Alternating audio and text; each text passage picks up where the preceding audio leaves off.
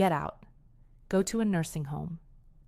The words came at me like the wind off the lake, sharp, merciless, and colder than the February air that drove the flakes sideways that night. 1 second, I was inside the narrow hall of the house I'd called home for the past 8 months. The next, I was standing on the porch in my nightgown, snow catching in the hem, the deadbolt clicking behind me as if that single metallic sound could seal away everything I had been. I remember the weight of that click more clearly than the shove that sent me backward.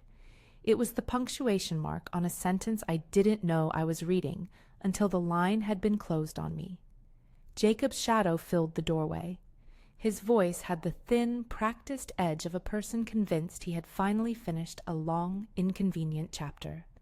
Stephanie stood behind him, folding her arms so that she looked small and certain at once. Emma peeked from the living room, 6, maybe 7, eyes wide and clutching a stuffed rabbit. The rabbit's fur was matted. The rabbit, like me, looked like it had been through too many tumbles. I pressed both hands against my chest because that's how I tell myself that I'm not going to faint. The cold grabbed through the thin cotton of my nightgown and up into my bones. You can picture it. My slippers lost in whatever scuffle had happened before the door, my hair tangled from sleep, a robe now on the hallway hook I couldn't reach. Snow wrapped itself around the porch rail like a white scarf, the world muffled and close as if someone had turned down the volume on everything but my breath. "I'm sorry, Mom," Jacob said, but it wasn't sorry. It was the sort of apology people offer when they've already decided the answer. You need to go. You can't be here. "Jacob," I said, because it's what you do when you want to anchor someone to the man they once were. "You don't—" "Get out!" he screamed, and the garage light flicked on like an interrogator's lamp. "Get out. Go to a nursing home." There are many humiliations that can come at you in life. For a long time I thought mine would be something slow and private. Illness, the kind of forgetting that takes a lifetime and leaves you hollow. This was different. It was public and theatrical, staged in the thin light of a suburban porch with snow for an audience. It hurt in the throat and in the way the world seemed to tilt for a second. It hurt in the ledger of years. I was 58. I had been a high school principal for 20 years. People used to seek me out because I could calm a room with a single sentence. For most of those years, I carried responsibility like a coat, heavy at times, comfortable mostly, the pockets always filled with other people's needs. Then divorce came, late and reciprocated with more sorrow than scandal. Selling the house I had lived in for decades felt like a surgical excision, necessary, messy, but ultimately sensible. We found a smaller place. I found a pocket of quiet. Jacob and Stephanie offered their home when they learned I was still finding my footing. There was an attractive logic to it. He was my son. She had charm and a job at a boutique downtown. Emma needed her grandmother's baking, and I liked the idea of being needed. It's what mothers do. We volunteer our muscles for hauling and our hands for mending until it feels like habit. I moved in 8 months earlier because I wanted to be close. I paid my share, sent money for utilities and groceries when requested, and kept my own little bank of dignity intact. Until somewhere along the line, my contributions were no longer contributions, but entitlements they'd assume would cover whatever they wanted. Small things shifted in little increments until the house felt like a ship whose captain no one asked for. I thought of that as I stood on the porch, watching Jacob press his palms to the door as if he could shut out the sound of my heart. Neighbors' porch lights blinked on down the street like sleepy stars. The bitter wind made the porch steps sharp under my feet. For a ridiculous, almost comic moment, I considered tiptoeing back to town and asking for lodging at the library. Then I heard the slow scrape of a neighbor's boots on the sidewalk, and a voice like rolling oatmeal, warm and plain, float into the night. "Margaret?" Helen's voice carried in the way the living room window did when someone had left it cracked, soft, but meant to be heard. She had lived across the way for as long as I'd lived in that house and more. I'd seen her out tending her mailbox, trundling a dog on a leash, baking pies with an abandon that made me envious, She wasn't the sort of neighbor who intervened theatrically. She was the sort who knew when a person had been left on a stoop and came with a robe. Within minutes, she had me wrapped in a thick, shapeless robe that smelled faintly of lavender and the kitchen.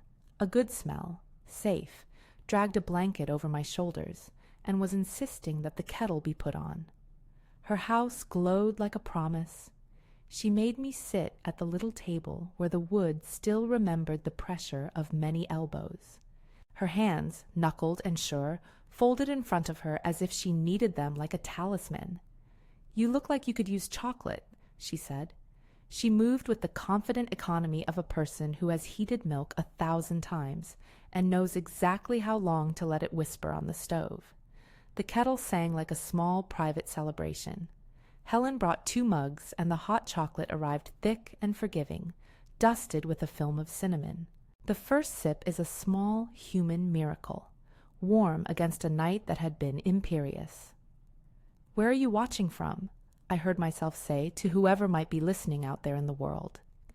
It came out unintentionally, like a soft broadcast to a universe that has a place for small human curiosities. Drop your town below, I thought, because sometimes when you are frozen out of your family's house, you can find warmth in small communities, on tiny corners of the internet, or in the neighbor's kitchen. It was a strange reflex I had developed over the years of telling stories to rooms, to ask for a connection even in a moment when you might worry no one will answer.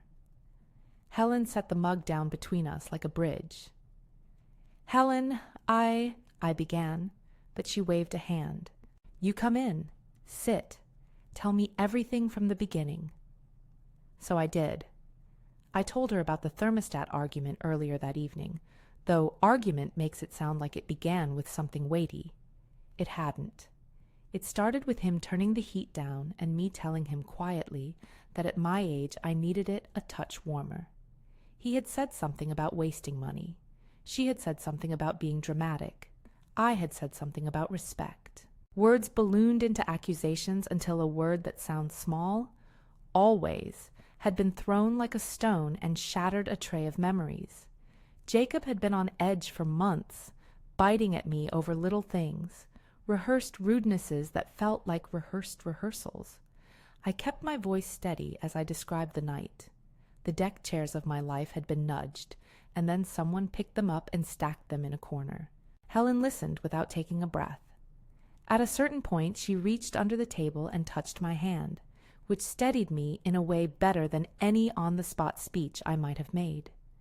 She told me then something that made the hot chocolate go dusty on my tongue. "It isn't just the argument, Margaret. Peter told me something at lunch." Peter, her brother. The name landed with the soft weight of a coin. In our neighborhood, Peter Patterson was a man who wore his shirts tucked in, worked with his hands in an office a town over, and had the sort of patience that made people trust him. What Helen said next was a pin through the night. "Peter's Jacob's supervisor," she said. "He rang me this afternoon. He thinks Jacob's in a mess at work." "You mean work mess like misfiled reports?" I asked, "because that's how we make things small so we can tolerate them." "No." Helen's mouth folded into a line I hadn't seen before. "He said Jacob's been put on a performance improvement plan." Peter said Jacob took an advance, $5,000. My mind did that strange thing where it tries to reconcile 2 shapes that don't quite match. 5,000. The number could be rent. It could be a medical emergency. It could be a tuition bill. The number tasted wrong because it was joined to a new verb. Took. I felt as if someone had told me my currency had been counterfeit. Advance? The word sounded like a treacherous candle. "For what?" "Hartwell's payroll flagged it," Helen said. "Peter. He didn't know if he should tell me, but he felt he had to. Jacob told them someone, he said his mother, needed immediate heart surgery. They gave him the salary advance. Peter says Jacob's been on a PIP for months. He thought maybe Jacob was overwhelmed. But he said the claim about your surgery didn't show up in the payroll documentation with any hospital or medical verification." The room slid slightly. For a moment I considered laughing at the absurdity. Me, famous in my own small family for my emphatic aversion to dramatics, suddenly dragooned into a fictional medical emergency as explanation for a $1,000 indulgence. Then I thought about the nights I'd held my breath, the quiet paying of bills, the envelope slipped into a drawer because being old and in my son's house felt sometimes like having a secret life. The truth knifed through any frivolity. "What did Peter want?" I asked, because we now had a name to the problem. "He wanted to know if you were okay," Helen said. Then he told me what he knew. He thought Jacob might be fabricating something to get the money. He said if it were true, it could mean trouble for Jacob at Hartwell. "Did he say what kind of trouble?" My voice was thin. Curiosity and dread have the same motor. I wanted to know how far the web extended. I wanted to know if what looked like a family skirmish had other ropes tied to it. "He said he didn't want to ruin anything," Helen said carefully. "He said he didn't want to do anything that would harm Emma, but he said Peter was worried. He set a meeting with HR for tomorrow at 11. He asked me to tell you, so you'd know." The sensation was a slow, spreading frost that moved from my chest down into my hands until I couldn't feel my coffee mug. Peter's name had always carried a kind of quiet authority. If he was calling HR, this wasn't some sibling spat that could be smoothed over with an apology. This was a paper trail. I kept thinking, heart surgery. The image of my son inventing that about me felt obscene and oddly touching in a perverse way. Obscene because it used my health, something intimate and terrifying, to speed the flow of cash. Touching because in some warped ledger of care, he had decided I was worth that lie. The thought made me angrier than anything else. The reductive equation that had been drawn under my name, marginal, expendable, a line item to be manipulated. "Did Peter say how much?" I asked, tasting prudence like medicine. "He said 5,000, Helen repeated. "And he said Jacob's been, not himself, stressed. There's talk of a trip. They had bookings. Peter saw receipts. I'm sorry, Margaret." That last part was like a parry and a hug at once. Helen didn't need to apologize. She was only conveying the facts as she had them. But the apology was ethical, as if the truth itself had a culpability. "Bring Peter," I said before I thought it. It was one of those sentences that happens out of reflex. When I was a principal, when a crisis rose, I used to call for the person who could tell the truth as it was. Peter told the truth. He always had. He arrived with his hair still damp from the wind, cheeks pinked by the cold.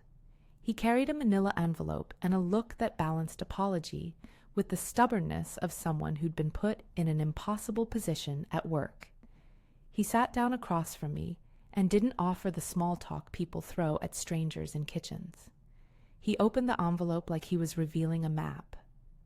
"Margaret," he said softly, "I'm sorry you're out in the cold. Not the way this should have gone. You're not the only one," I said. But I meant it less as a barb, and more like an admission that I wasn't shattered into pieces. Shocks had come before. They had bent me, but had not broken me. That had been the work of years, the principal's office, divorce papers, late nights in study halls. On the kitchen table was a printed payroll form and a copy of an advance request. He slid them over with fingers that didn't tremble. Peter explained briefly. Work had rules about advances. Hartwell had a protocol, verification, documentation, a supervisor's sign-off. Jacob's request had been accompanied by a statement, urgent surgery required, immediate funds needed for hospital expenses. There was no hospital paperwork attached. Hartwell's payroll had taken note and put him on a closer review. Peter had done what an employee with a conscience does and escalated it. He had asked HR to look deeper. "Why would he say that about you?" Helen asked, and her question struck the place where memory sits. We all want a reason for the cruelty. "I don't know," I said. I thought about the dinners I had cooked, the times I had buttoned jackets for Emma, the envelopes for utilities I had slipped into his hands with a smile. I thought about the mornings I had made apologies for things that weren't mine. I thought about a more recent history that included me working late on lesson plans I no longer had to create, and then packing away my professional papers with an almost ceremonial finality. Perhaps there were resentments I had missed, or expectations left unspoken, or a sense of entitlement that had grown in the quiet places of the house. None of that justified what he had done, but the explanation made the scene intelligible in a human way. He had used my image as leverage. Peter folded his hands. I spoke to Mr. Richardson in legal. It's messy. I wanted to let you know because I thought you should hear it from me before you heard it from Jacob or HR. Mr. Richardson? The company counsel. Peter's mouth tightened. He was precise in a way I recognized from when he taught math at the community college one summer. Facts were his comfort. He said they can treat it as a misrepresentation. That has consequences. We haven't talked to Jacob directly about the investigation yet. I kept thinking about Emma. I kept thinking about the rabbit in her arms back at the house, and how the warp and weft of a child's weeks shouldn't contain this kind of adult reckoning. Peter took a breath and chose his next words like someone choosing a plumb line. Peter says there's a meeting at 11, I told him. Saying it aloud made it more concrete in my mind. 11 tomorrow. Hartwell. HR. He nodded.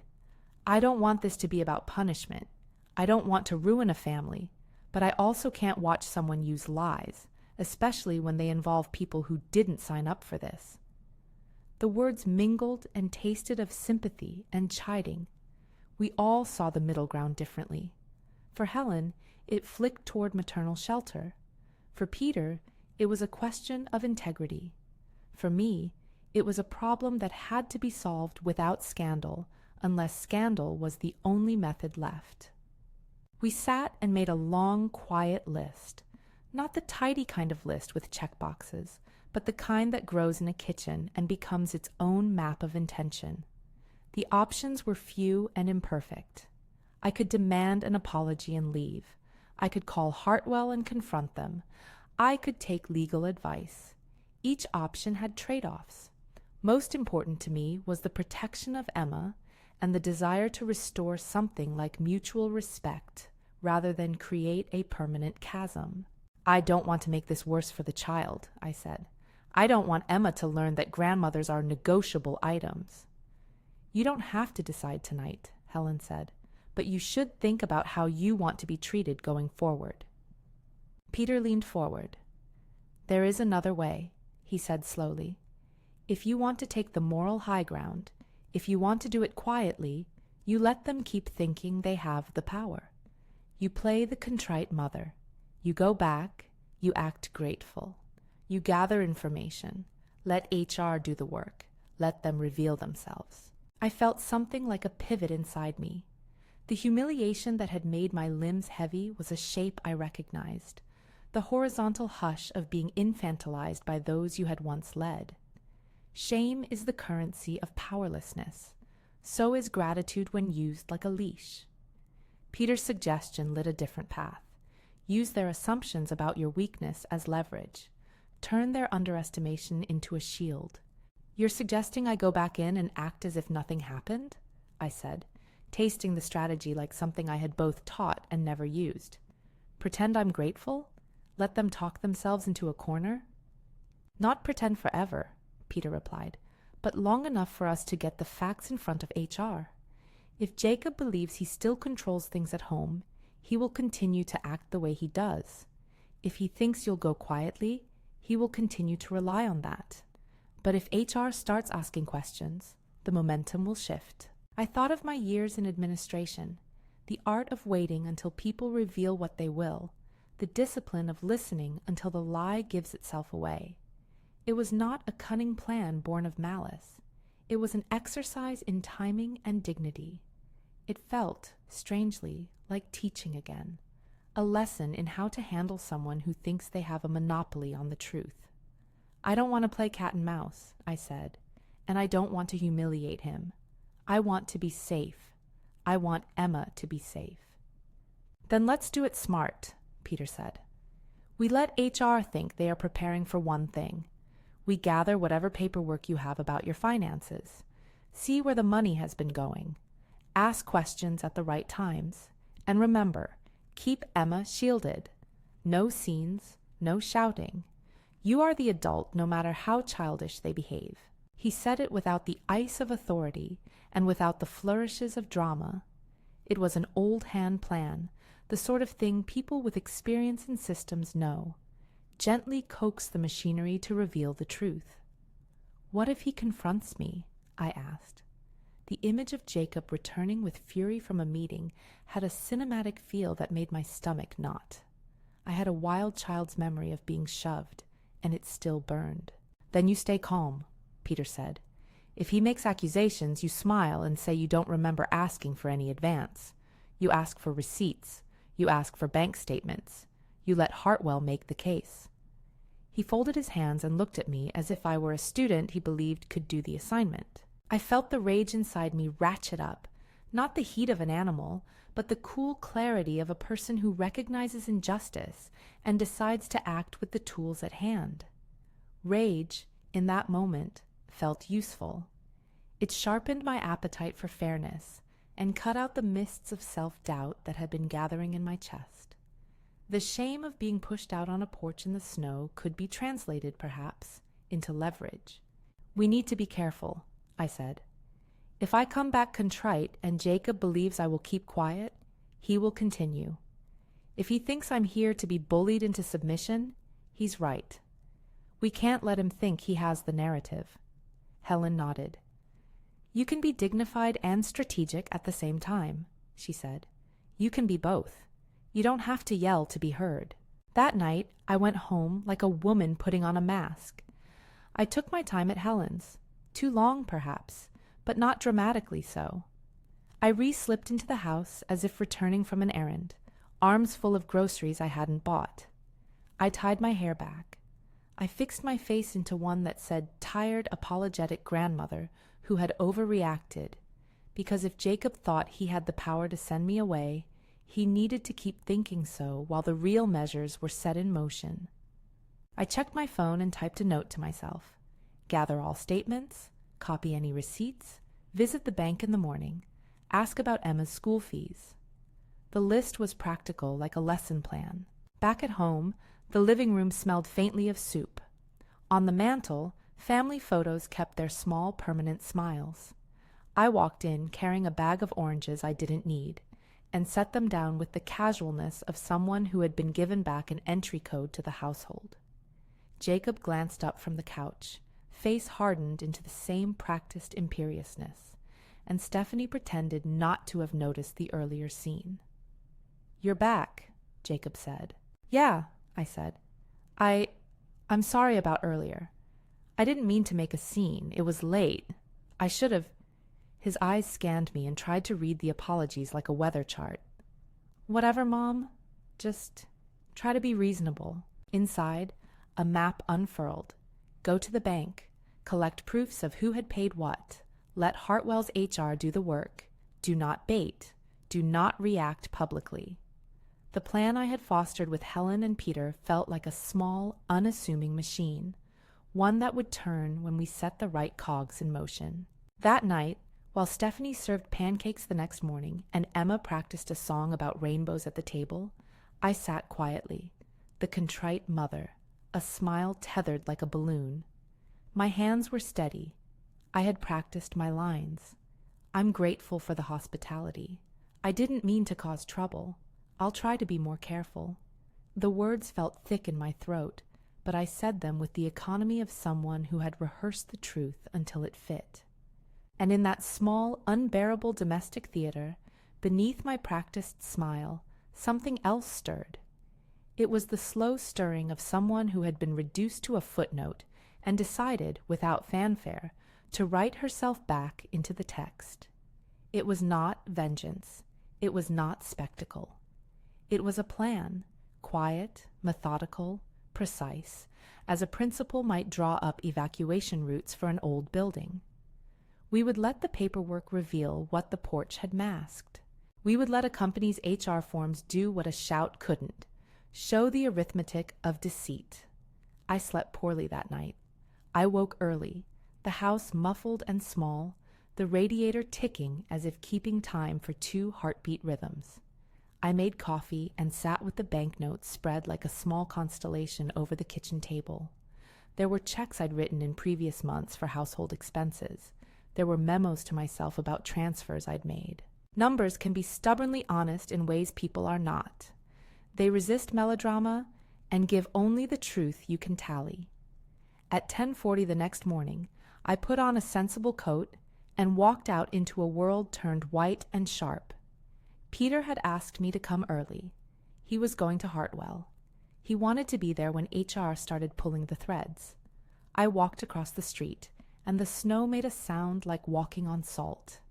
Helen watched me from her window, her silhouette a private benediction. Emma stood at the door as I left and pressed a drawing into my hand, an awkward crayon house with 3 stick figures. She mouthed grandmother, as if asking forgiveness for something she didn't know she had done. I kept the drawing folded in my pocket like a talisman. The contrition, the plan, and the quiet inventory of what had been paid for and why, those were my tools. I would play the part assigned to me not because I believed in their story, but because I understood systems. I knew how to let a river carve a cliff if you guided it politely and consistently. Jacob's false claim had set up a current of deceit. We were going to watch it run until it unveiled its sediment. As Peter and I drove toward Hartwell, I felt the strange electric clarity of a person who finally knows the map of the place they're trying to cross. I felt neither gloating nor innocent fury. I felt the stillness that comes before a test. I had been humiliated on a porch with snow in my hair, and now the machinery of a company and the small human armor of a neighbor were going to be our instruments. We had chosen timing and patience as weapons. When we pulled into the Hartwell parking lot, the building rose in conservatively tasteful glass and stone. People hurried in with briefcases and purposeful strides. The world inside offices is rarely cinematic. It's full of forms, signatures, and forgettable coffee. We walked through that ordinary world with a quietness that felt, to me in that moment, like an ethical verdict. Inside, at 11 on the dot, the doors opened to a room that smelled faintly of office cleaner and the human scent of too many meetings. Chairs were arranged in a way that said this would be business, not theater. Mr. Richardson was there in a gray suit that acknowledged the weight of corporate consequences, without the emotion of the tabloids. Peter placed the packets on the table. I sat where I was asked to sit with my hands folded, the contrite mother, while the room prepared to ask the questions I had been too proud to face in my own kitchen. I looked at Peter across the table and felt a small private gratitude that a neighbor had become an ally in a way I had never expected. He had not come to ruin a family or to make anyone pay for sins. He had come because he could not let a lie be used as currency. In that room, with the thin click of pens and the quiet rustle of paper as our soundtrack, the direction of power began to tilt. There was no dramatic shouting in the meeting. Hartwell's HR measured things with the calm of institutions trained to measure. They asked for documentation, questioned the timing of the advance, and pulled the payroll notes that had first suggested inconsistency. I answered in the measured tones I had cultivated in school board meetings and parent conferences, clear, factual, not theatrical. As the questions moved around the room, Jacob's name hung in the air like the residual breath after an argument. Outside, snow continued to fall as if not involved in human betrayal. Inside, the machinery began to check itself. Evidence was a thing that did not care for family stories. It only cared for ledgers and dates and signatures. Somewhere between the printed request for the advance and the payroll auditor's note, a small, sharp instrument of truth began to trace the shape of the claim Jacob had made. I kept my face neutral. I let the room do what the room does. I had rehearsed this. Do not interrupt. Do not accuse. Say the facts when asked. And when the moment to act came, act with the steadiness of someone who had managed unruly schools and irritable committees. The plan was in motion. We had set the tide. What I could not know then, as the meeting stretched and telephones buzzed in distant corners, was how the tide would rearrange the shorelines of our lives. I only knew that the next steps would be decisive. The paper was beginning to tell the truth. The paper never lies, not in the way people do.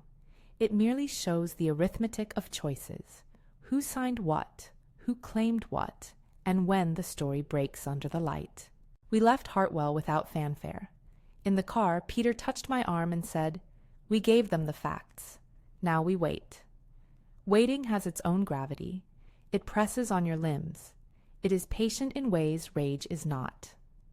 I drove back across the town with my contrite smile ready for the front door, and a plan in the pockets of my coat that felt heavier than any cash I had ever carried. I had been thrown into the street, but I was not shoved out of the story. I had the numbers, an ally inside the company, and a carefully considered resolve. The humiliation had been real. So was my response. As I walked back toward the house, snow falling like a kind of grace, I folded the drawing the little girl had given me and slid it into my pocket. Emma had drawn us all, and in the childish strokes there was a hope that for now I could still protect. I took a breath, straightened my shoulders, and went through the doorway as if I belonged there, because I did. We left the building with the same quiet I had learned to use in school board meetings. Measured, refusal to dramatize, the soft southern Minnesota snow making everything seem like a paused photograph. Peter squeezed my hand in the parking lot and said, "We did what we could."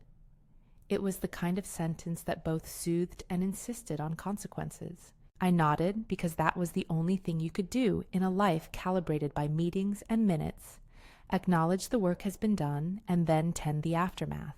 Back home, the house felt like a page turned quietly in my absence. The curtains were drawn. The TV hummed a daytime program that made no pretense about its importance. I set the drawing Emma had pressed into my palm the day before on the kitchen counter, an anchor to the small facts of ordinary love. I put the kettle on because old habits are often the only ways people tell themselves that the world will continue to function. When the phone rang, it sounded like a bell in the hollow room of the house. Jacob called first. His voice had the brittle edge of someone who'd been surprised by the speed of a falling tile. "They want to see me," he said. "They think I did something wrong." "You're not making sense," I said. I had learned to keep my voice calm so people would not mistake my steadiness for weakness. "I didn't—" He stopped. There was a hitch of panic, and then the practiced armor of someone who tried to make everything smaller than it was. "Mom, can we talk? Can we just— you and me?" I could hear 1,000 things in the pause. Guilt, fear, the sense that he had been caught by a spiderweb he'd built himself. I thought of Emma in her pajamas, a little drawing folded in the pocket of my coat, the rabbit's matted fur waiting somewhere on the couch. "Yes," I said. "Later, after you talk to them. We'll talk after." He was at his car before I had finished the sentence. The sound of the engine was a punctuation that meant he had chosen motion over negotiation. Later arrived quickly as a concept. They were back within the hour. Jacob pulled into the driveway, as if he could make the geography of his life change with a turn of the wheel. He came in with 2 men I recognized by their suits, and the air of purpose that hangs around corporate representatives, the measured gait, the small, authoritative gestures. Mr. Richardson was one of them. His presence had the soft chill of formality and a courtesy that was all stage management. He greeted me with that same neutral kindness you give someone at a funeral whose grief you respect but must not personalize. "Margaret," he said, and his voice was carefully even. "Thank you for meeting with us. There are families where the arrival of a suit at the front door is an ordinary thing. In mine, it felt like a prosecutor entering a parlor play." Stephanie hovered at Jacob's side with a look I could only describe as stunned, like someone who had been acting on a script and then discovered the page had been marked with a stain she hadn't seen. Emma clung to the skirt of Stephanie's trousers, the rabbit tucked under her arm, peeking at Mr. Richardson with child suspicion. "Let's sit in the dining room," Mr. Richardson suggested. They arranged themselves around the table with the same precision of a district committee. For my part, I sat with my hands folded. This was not the time for theatrical anger. It was the time for facts, and if possible, the preservation of a child's sense of security. Mr. Richardson unfolded a sheet of paper as if it were a map. He explained things in that corporate voice that makes difficult facts sound easier to swallow, the way someone would explain a medical diagnosis without the intimacy of being a doctor. He told us what Hartwell's audit had found: the payroll request, the attached note that suggested urgent medical need, the lack of verification from any hospital, the timing of a large withdrawal shortly after the advance was processed.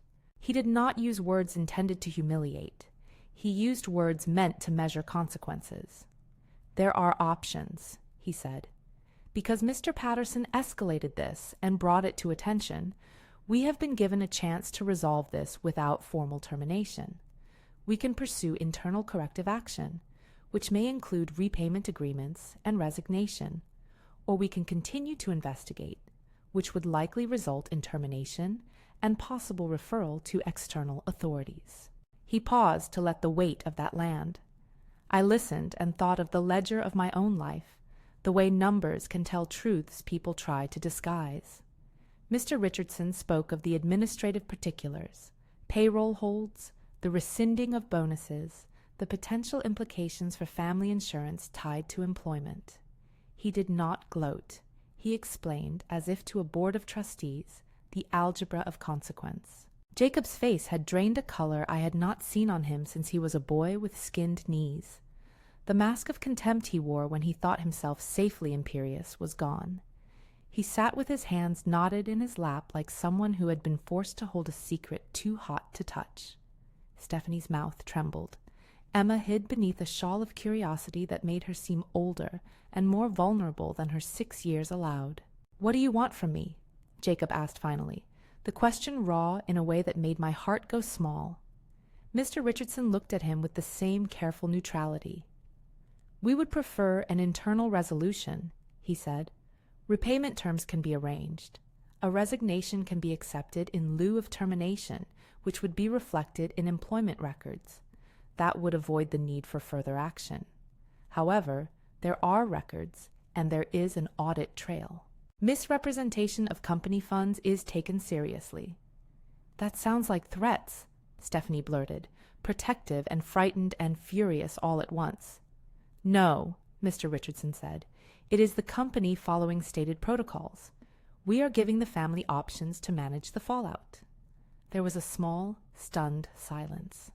For a moment, time felt like the quiet after a storm. The world was rearranged by the displacement of one small weather system. I spoke then, not because anyone asked me to, but because the place where I had once led a school taught me intervention without melodrama. "If repayment is to be part of this," I said, my voice steady, "then there must be terms. There must be conditions for the household going forward. I will not be a silent bank if this is what you plan." Jacob stared as if I had grown a second head. Stephanie's mouth opened and closed. Mr. Richardson's pen paused in the air. An administrative hitch. "I'm not here to punish you for being human, Jacob," I continued. "I'm here to protect the child in this house and to ensure nothing like this repeats. If you're going to accept repayment, you will also accept the boundaries that go with it." I named them then because conditional clarity keeps possibilities from rotting into resentful assumptions. The list, which I had rehearsed in my head on the drive home like a principal making a checklist for reassigning a school, was practical and unromantic. A repayment schedule with a starting date and monthly amounts, a temporary reallocation of household finances so I could monitor major expenditures, an agreement to sell the car that seemed beyond their means and which had been a visible symbol of their choices, moving Emma from the private school, whose tuition strained the household budget, while her father straightened his finances, and mandatory family therapy to address the pattern of entitlement and the misuse of trust.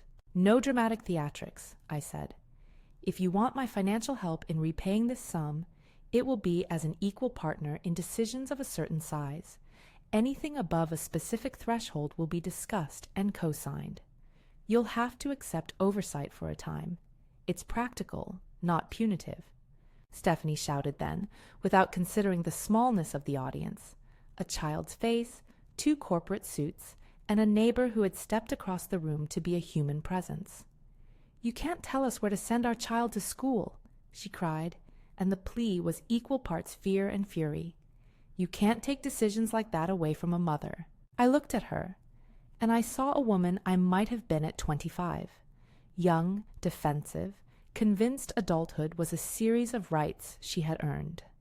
I told her, quietly, "I'm not taking decisions.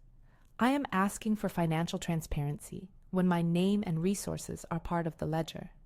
If the family chooses to go on vacation with money that was advanced under a false pretense, then we have a problem.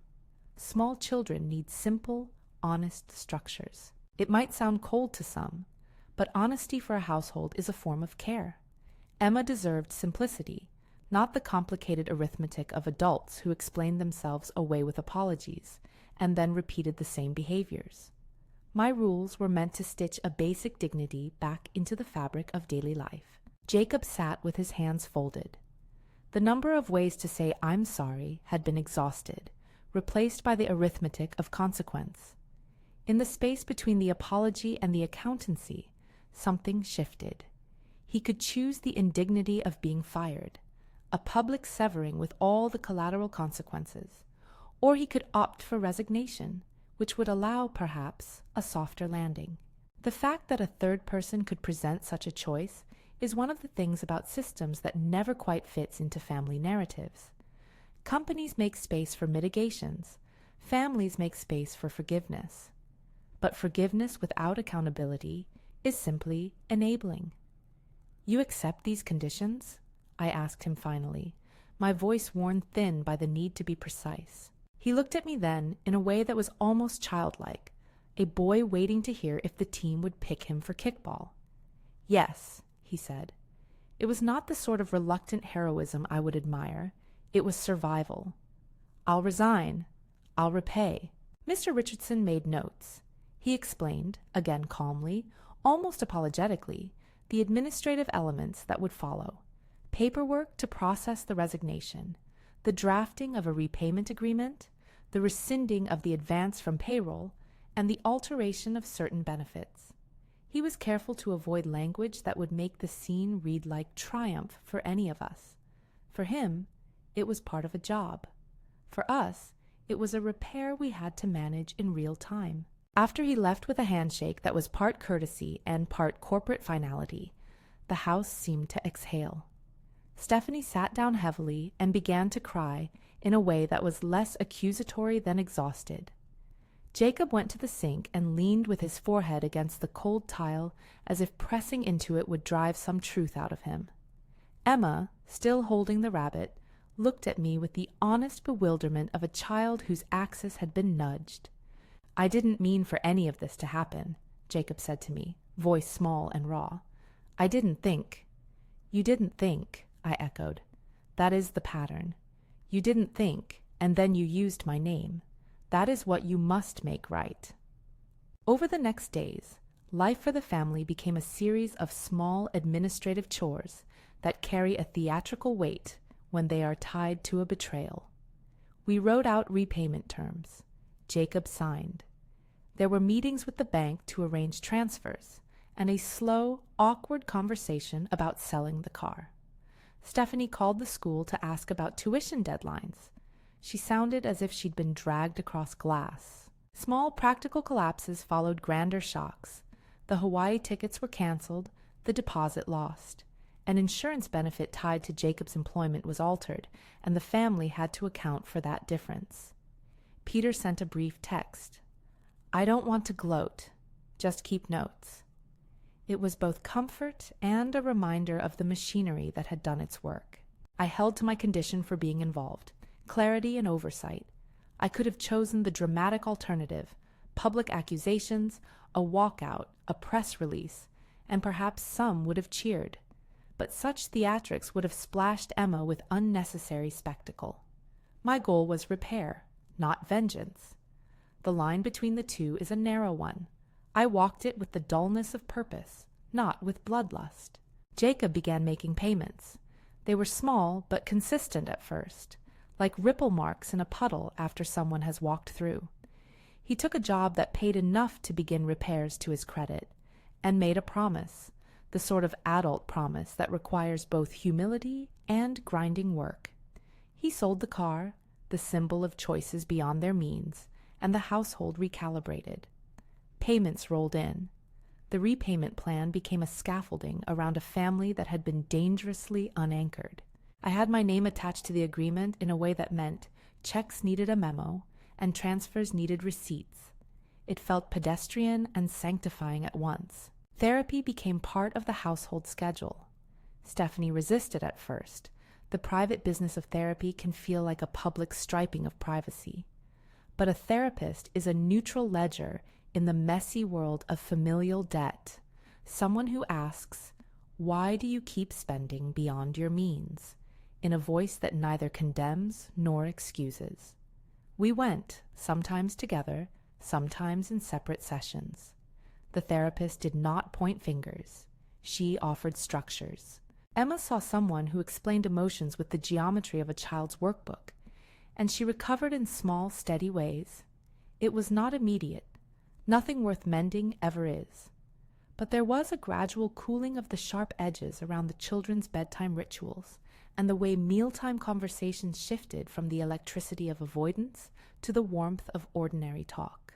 People who haven't been in the middle of a family reckoning often imagine a sudden, grand reconciliation. That is rarely how life marches.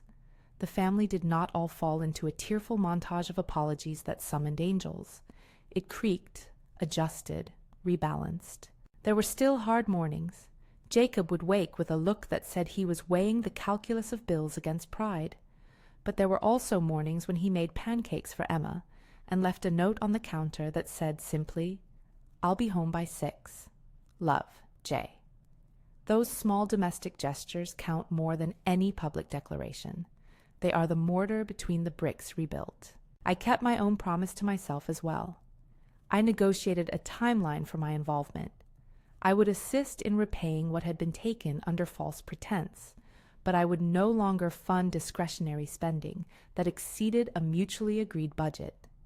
If I were to remain connected to this family, I would do so as an adult with dignity and terms, not as a scapegoat whose possible shame had been bartered for convenience. 6 months later, the slow work began to show.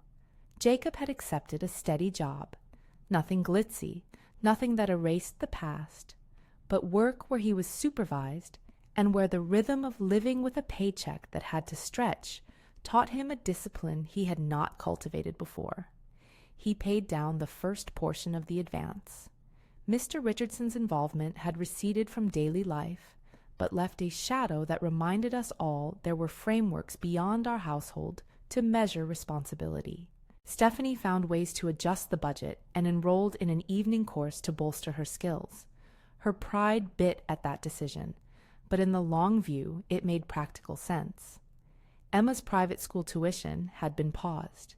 She was now at the public school down the road, which, to both my surprise and relief, had a remarkable second-grade teacher who adored underlining the magic of multiplication.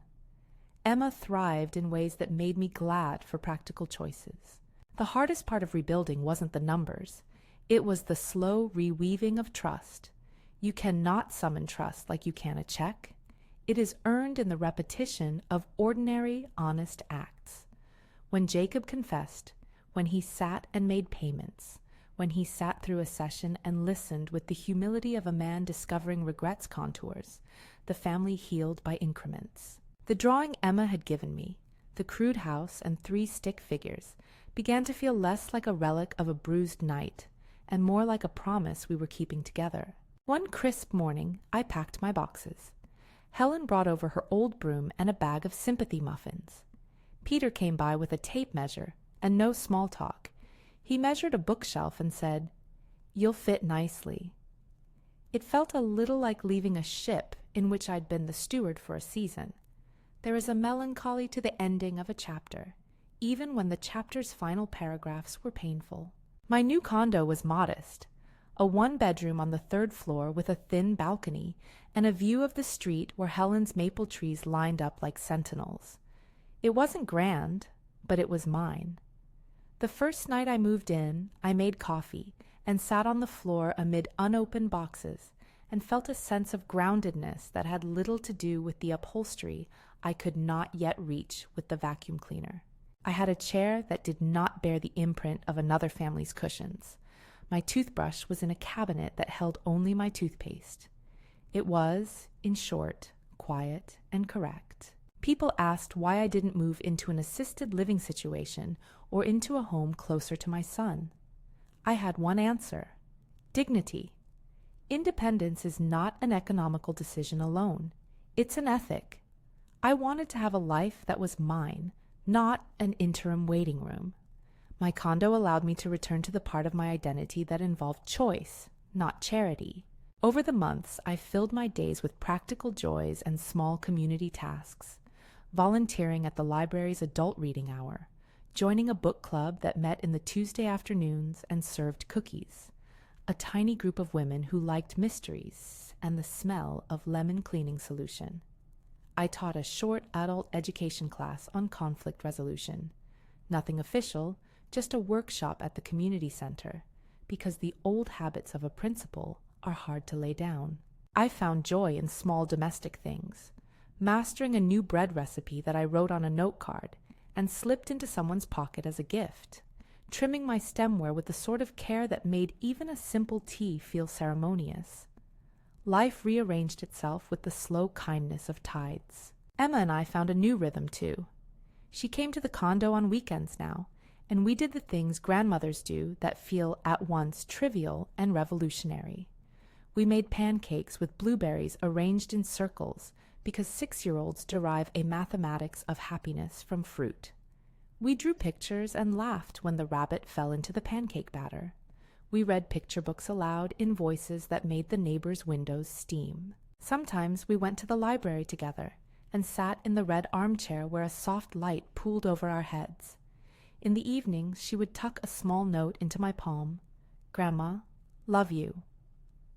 Those notes are a type of restitution no bill could itemize. Jacob and I had dinners that were awkward at first, and later became familiar. We set boundaries and we walked them. He learned to ask before making a purchase that exceeded our agreed amount. He learned that apologies have to be threaded with action. There were setbacks. The most stubborn unlearning is always the emotional reflexes. But there was also rebuilding. A scraped knee healed slowly, then fully. What surprised me most was the way dignity returned to the household, not as a trophy, but as a slow accretion. No single grand speech restored anything. It was in the small transactions, paying the bills on time, showing up for therapy, letting Emma choose her own afternoon snack without turning it into a battle about life lessons. Those things began to stitch the family into something less riven. I did not lose my wry sense of humor. If anything, it grew more pointed and kinder. There were nights I would stand on my little balcony with a cup of tea and watch snow fall on the maple trees and think about how a deadbolt could be both an indictment and an invitation.